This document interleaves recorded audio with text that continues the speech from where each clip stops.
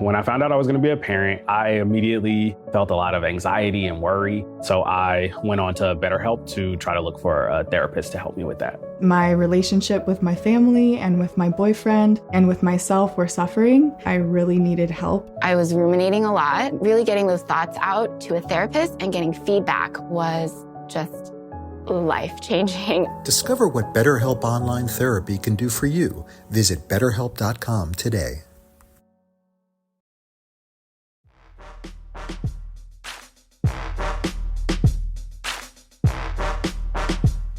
Welcome to the Instagram Stories for Monday, October 10th. I'm your host, Daniel Hill.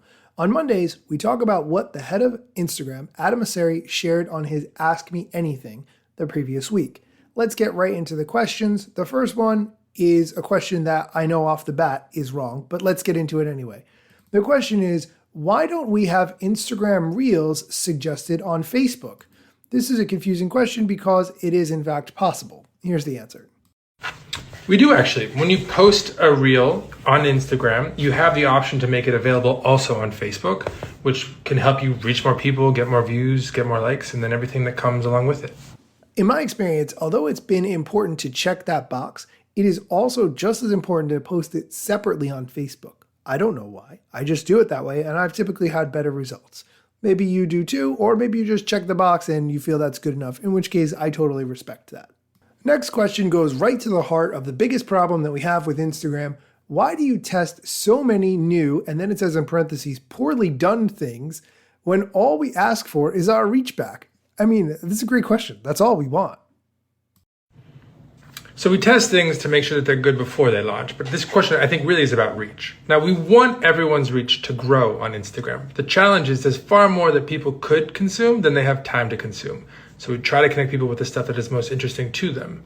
But by ranking, it does, yes, grow the pie, which grows reach on average, but it does create some volatility. And that is difficult, particularly for creators. So it's a balance that we're always working to try and get right.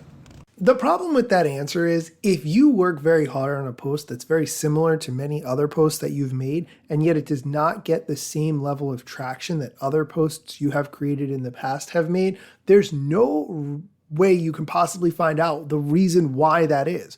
You can do a lot of speculation. You could try to look at analytics and make some assumptions, but there's really no way to know. And we make up all sorts of strange reasons why it might not have performed well. Oh, you posted it at the wrong time. Oh, you shared it to your story when maybe you shouldn't have shared it to your story. Like all kinds of ridiculous things that may or may not have any merit.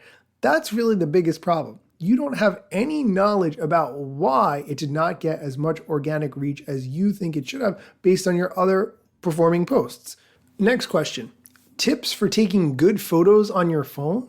This is an interesting question because really phones have become so advanced in the past few years that if you have a smartphone from the past few years, I mean, I think you're taking amazing photos probably, especially if your phone is, I'm going to say less than 3 years old. Here's his answer. Honestly, I wouldn't worry about it too much. More and more on Instagram and online more broadly, I think people are less interested in perfectly shot, framed photos. They're still very interested in photography, but more authentic, real type stuff. That's one of the reasons why I think photo dumps have done so well over the last couple of years. Listen to the words he used. More real, authentic type stuff. If only there was an app out there that you could just, be real on it. It's just a crazy idea. I'm just saying, that's an idea. We're going to take a quick break, but when we come back, we're going to talk about read receipts on DMs and also like counts versus view counts on Reels. The Instagram Stories is sponsored by #Slayer.com. Reach new people, build your audience, and grow your business with #Slayer.com. No Facebook login is required for sign up. You can get started with your email address and get your first month free by using the code IGStories at #Slayer.com. Again, that's code IGStories at #Slayer.com. And we're back. The next question, how come some Reels display view count first rather than likes? I pretty much only see view count on my feed, but when I tap through to Reels, I always see the likes, even though I have likes turned off, which has been confusing to me. But anyway, here's his answer. This is legacy because we used to have Reels and non-Reels videos and then we consolidated everything. So what you're seeing is different experiences on videos that were posted as Reels versus not as Reels. Hopefully we will be able to clean that all up and consolidate it all going forward.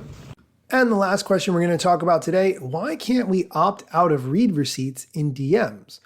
I'm not sure what this question is based on, and I think that's because I'm not an iPhone user. If I had to guess, I believe that iMessage has the ability to turn on and off read receipts, right? I think that's what that question is building off of, that you should be able to potentially do the same thing in Instagram DMs.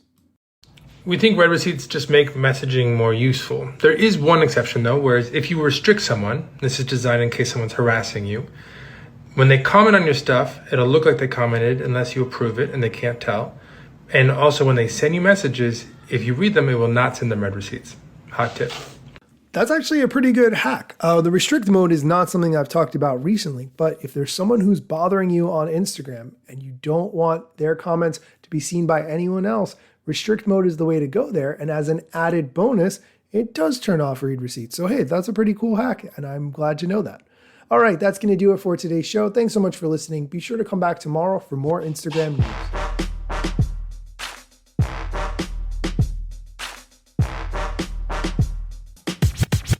I'm not yet a member of the Instagram team, but my podcast covers many Instagram themes. But the name, image, logos are trademarks of Instagram and the LCC in the USA and every territory. Everything I publish independently until Zuck returns my DMs and starts to pay my salary. Not sponsored or endorsed, no lies, no fallacies. I use their logo with permission, not malicious or callously. No trademark violation, filling all criteria. Follow me on Instagram or Twitter at Daniel Hill Media.